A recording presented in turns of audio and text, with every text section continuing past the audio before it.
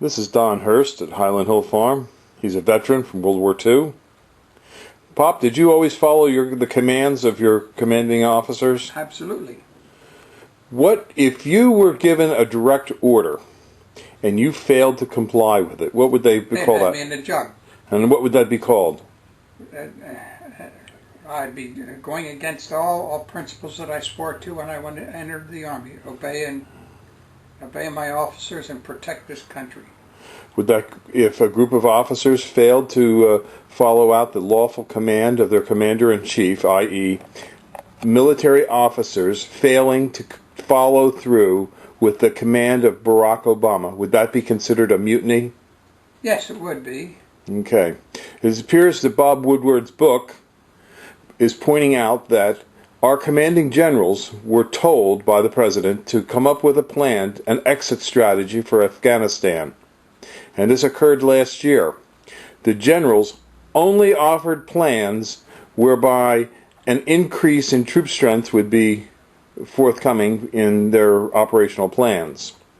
Barack Obama did not like that. Barack Obama then, because he couldn't get the answers from the generals that he wanted, drafted his own policy and plan. Now, if a group of officers fails to follow through on the command of the commanding general officer or the president, they should either resign or they should be brought up on charges and court-martialed.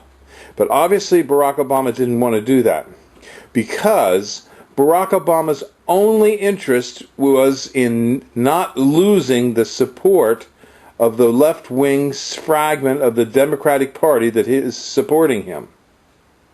Now, this is a very serious allegation. Either we have officers in the military refusing to obey a lawful command, or we have a commander-in-chief who is reckless in his carrying out his duties as commander-in-chief.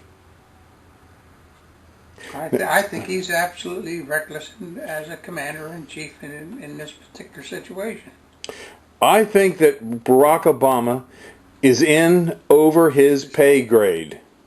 I don't think that he's qualified to be president, and I don't think that he has the necessary experience to run this country. There's not much we can do about it as a nation now. About the only thing we can do is perhaps to elect new leaders in this next coming election to try and mitigate the damages that this man is doing to our country. I don't know how you people feel in YouTube land, but please leave your comments as to whether you think Barack Obama should be replaced or if we should just linger on with him. I think it's time that American people rise up and face the music. We have an incompetent president who may also have psychological problems, which I don't want to deal with because I'm not a psychiatrist. But it's obvious that the administration is dysfunctional. And when an administration is dysfunctional, it's dysfunctional because of the man on top, not a bunch of the little peons that are running the show. It's the man on top who is ultimately in charge. If the administration is dysfunctional, then the man at top is dysfunctional. Way over his head. He's over his pay grade, and I believe he knows it. This is a sad day for America. Yes, and I feel for the parents who have kids in the service. And I know what it was like during World War II when my brother was killed. What a disaster that was to the family. And your daughter's husband was severely wounded in Fallujah. Yes. Had his back broken in a car bomb. Yes. So our family has made the sacrifice. There was actually 5 of us, 5 boys, and we were all actually serving this country. And you always followed lawful commands in the military. Absolutely. Well, thank you very much. This is Don Hurst, and I'm Bill Hurst at Highland Hill Farm on Route 313 in Fountainville. We're your conservative nursery. We only supply trees to conservatives. Hello, my name is Mike, and we're at Highland Hill Farm today, and I want to talk to you about how to water plants are in pots. And right here, right in front of me, is a good example of a plant grown in a pot, and we can see that it has a black plastic pot on it. And this black plastic pot, you can also see that by my shadow that there is sun hitting this black plastic pot. And since the sun is hitting this black plastic pot, it warms up much faster than if it was in a red or in a white pot. So if we do have a pot like this, we have to make sure that we water it very well. For if the sun heats up the soil inside it too much, the plant will dry up faster and the roots will die if the soil is dry. So we got to make sure that wherever pot that we have, if it's facing the sun, doesn't matter if it is black or not, but if the sun is hitting it, we have to make sure that that side of the pot is always well moist. Another thing that we can also do when we're watering plants in pots is to make sure that we water them frequently. If we water them once a week with a real good dosing, it's not good as if you're going to water them 3 to 4 times a week and just making sure it's moist. Or if we let the pot dry out, the plant will die. With this media in it, with most media in pots, it's very porous. And what that porous means that the air can go in and out of the soil. And when it goes in, and when it comes back out, it can take water out of it as well. So with this porous media, we have to make sure that the plant remains moist in the pot.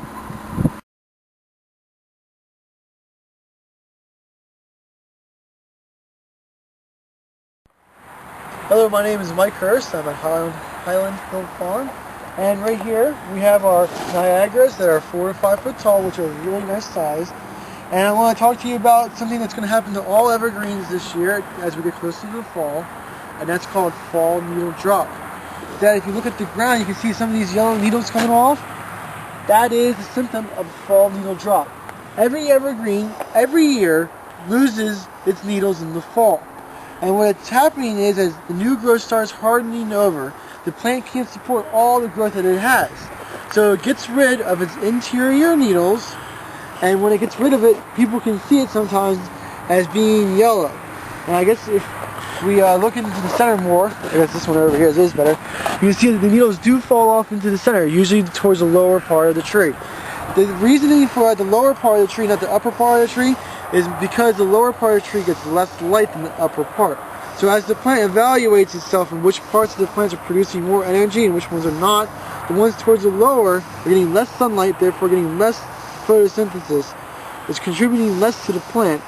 Therefore the tree itself does not view that part of the plant as important as the top part of the plant, which you can see is very nice, thick and full.